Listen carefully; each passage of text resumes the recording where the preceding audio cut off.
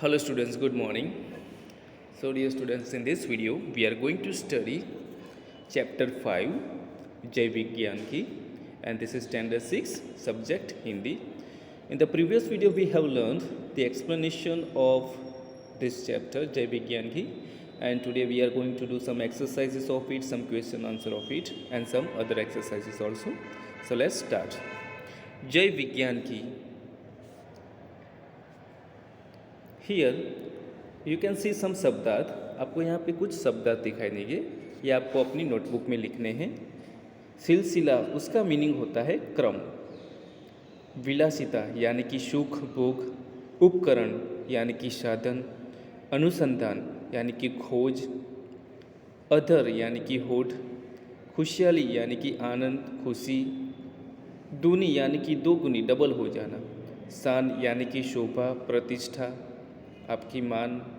यशगान यानी कि प्रशंसा का ज्ञान. वसुधा यानी कि पृथ्वी. निज यानी कि अपना. सो ये कुछ शब्दार्थ है जो कि आपको लिखने हैं और आपको रीड भी करने हैं. स्वर्ण, यहाँ पे मुहावरे कुछ दिए हैं. स्वर्ण सवेरा लाना, जिसका मतलब होता है सुख सुविधा का निर्माण करना. दूसरा है गंगा यमुना लहराना, यानी कि बहुत आनंदित होना, खुशहाल होना. जब गंगा और यमुना लहराती है तो वो क्या करती है कि खुशहाली लाती है. जैसे गंगा यमुना लहराती है तो उसमें पानी होता है, तो पानी से कई सारे गांवों को पानी मिलता है, उससे खेत की उपज भी ले सकते हैं. तो ऐसे खुशहाली पैदा होती है. तो इसी तरह गंगा यमुना लहराना एक ऐसा मुहावरा है कि जिसका मीनिंग होता है बहुत आनंदित होना और खुशहाल होना. Then on page number 26 we have here अभ्यास. प्रश्न 1. टैप रिकॉर्डर या सीडी के जरिए काव्य का श्रवण एवं समूह गान कीजिए. तो आप अपने घर बैठे ये कर सकते हैं. प्रश्न 2 है क्या होता बताइए. यहाँ पे आपको उसका रीज़न बताना है, कारण बताना है. यदि मोबाइल की खोज नहीं होती तो, यदि अगर मोबाइल की खोज नहीं होती तो हम बात कैसे करते. हम अपने रिलेटिव्स, हम अपने जो भी रिलेटिव से उससे बातचीत नहीं कर पाते. उनसे हमारा कोई भी आदान प्रदान, उनसे कोई भी अगर किसी का भी संदेश हमें भिजवाना तो हम नहीं भिजवा सकते. तो ऐसी दिक्कतें हमें हो सकती हैं. दूसरा है यदि हम समय और शक्ति का सही उपयोग नहीं करते. यदि हम समय और शक्ति का सही उपयोग नहीं करते तो हमारे जीवन में क्या हो सकता है. हम कई जगह पे फेल हो सकते हैं. हम एग्ज़ाम में भी अगर हम सही समय का इस्तेमाल नहीं करते, सही पढ़ते नहीं है सही समय पर, तो क्या होगा, हम फेल हो सकते हैं.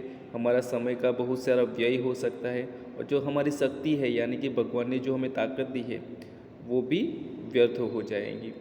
तीसरा है यदि कंप्यूटर, फैक्स और इंटरनेट आदि का आविष्कार नहीं हुआ होता तो. यदि कंप्यूटर का आविष्कार नहीं हुआ होता तो हम कुछ भी सर्च नहीं कर सकते थे.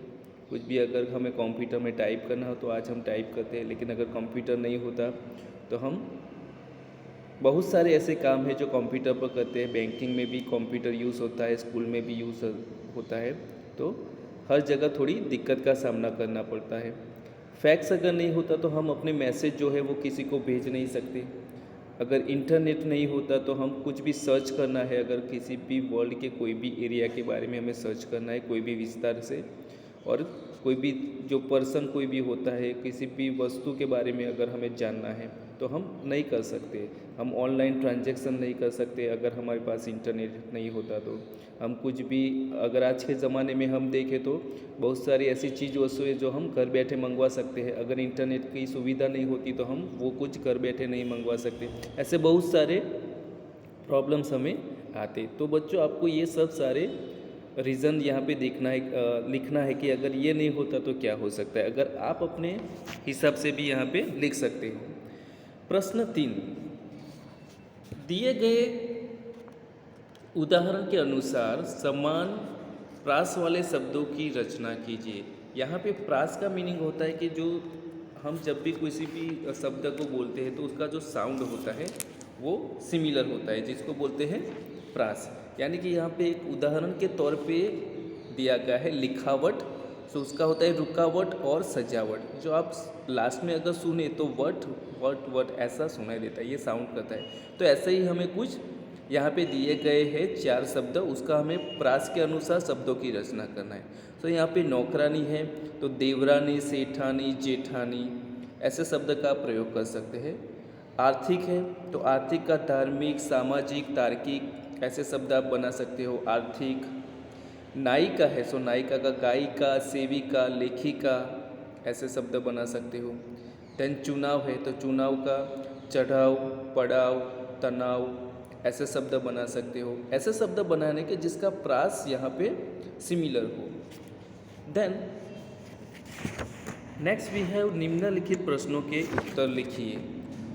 प्रश्न 1, कंप्यूटर और इंटरनेट से हमें क्या लाभ हुए हैं? सो कंप्यूटर और इंटरनेट से हमें कई सारे लाभ हुए हैं। जैसे अगर कंप्यूटर आज है तो हम कंप्यूटर में बहुत सारी, अगर हमें बैंकिंग, जब मैंने अभी भी आपको बताया कि बैंकिंग के क्षेत्र में कंप्यूटर यूज़ होता है, कोई भी ऑनलाइन ट्रांजैक्शन करना है तो यूज़ होता है, सो हम कंप्यूटर यूज़ कर सकते हैं। अगर कंप्यूटर में हमें वीडियो गेम्स खेलना है, कुछ भी टाइप करना है कंप्यूटर में, कोई भी रिज़ल्ट बनाना है, ऐसे बहुत सारे यूजेस हम कंप्यूटर में कर सकते हैं।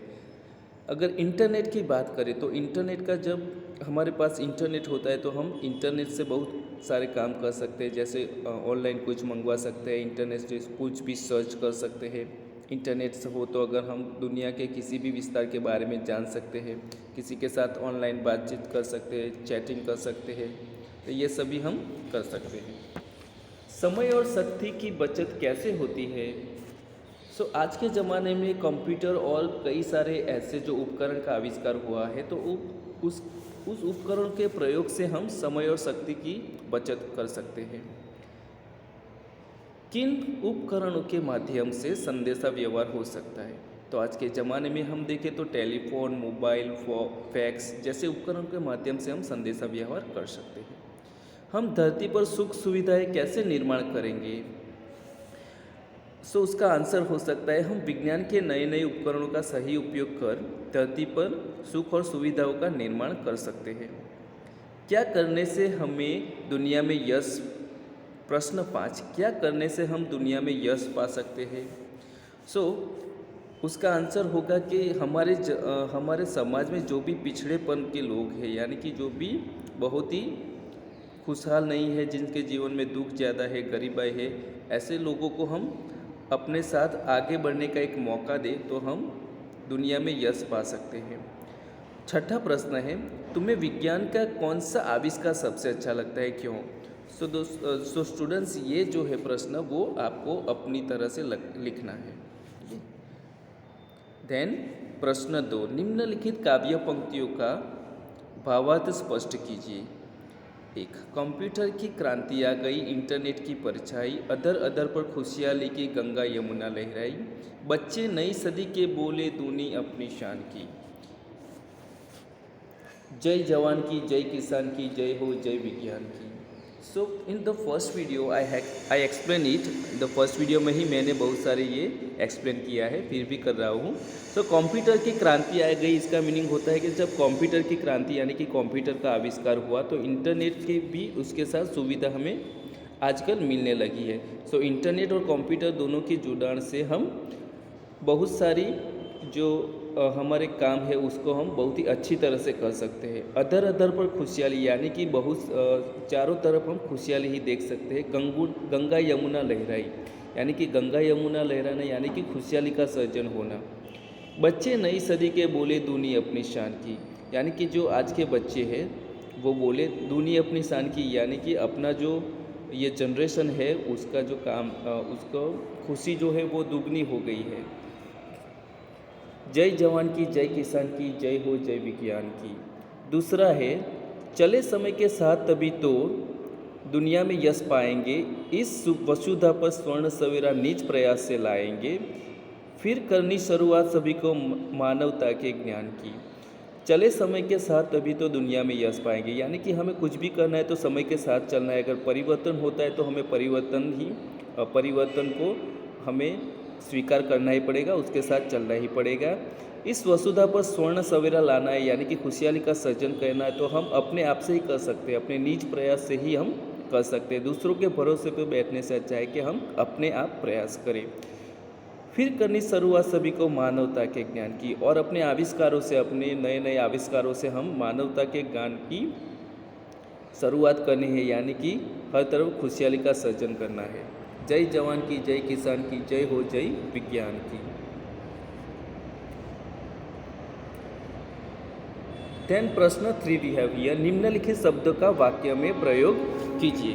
तो यहाँ पे पहला जो शब्द है वो उपकरण है।